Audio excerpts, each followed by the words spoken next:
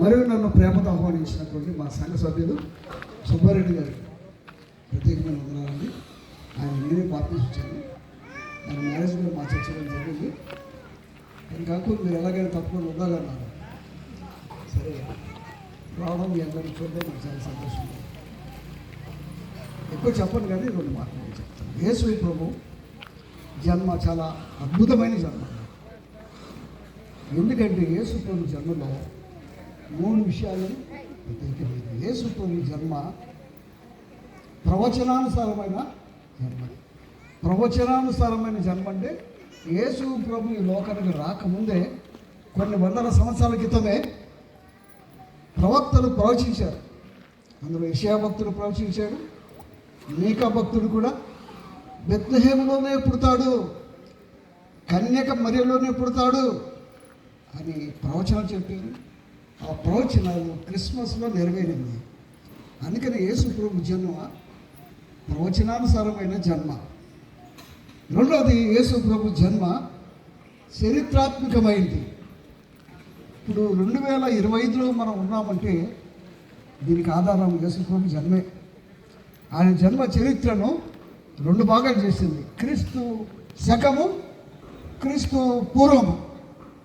యేసు ప్రభు లేకుండా జన్మే లేదు, చరిత్రే లేదు. చరిత్రకు ఆధారభూతుడైనటువంటి దేవుడు. అందుకే నేనంటాను యేసు ప్రభు జన్మ రెండవది చరిత్రాత్మకమైనటువంటి జన్మ. మూడవది, యేసు ప్రభు జన్మ ఆత్మ సంబంధమైన జన్మ. ఆయన ఆత్మ సంబంధమైన దేవుడు ఈ లోకంలో రక్షకుడిగా వచ్చాడు, రక్షణ తెచ్చాడు.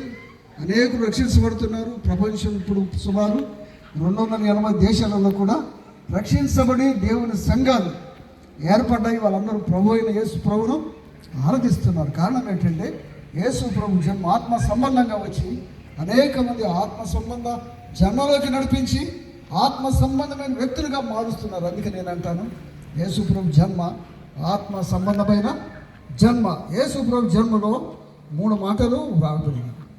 ఆయన యేసుగా వచ్చాడు, ఆయన ఇమ్మానుయేలుగా వచ్చాడు, మూడవది ఆయన రాజుగా వచ్చాడు.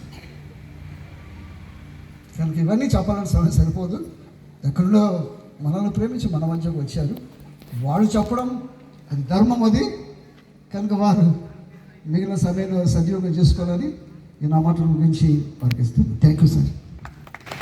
అంత గొప్ప దైవజనులు, అంత అభిషక్తులు, అంత దైవజనులు, వయసులో చిన్నవాడినైనా, ఆత్మీయతలో చిన్నవాడినైనా, అన్నిటిలో చిన్నవాళ్ళైనా మమ్మల్ని ఎంతగానో ప్రేమించిన దైవజనులకి నా ప్రత్యేకమైన వందనాలు.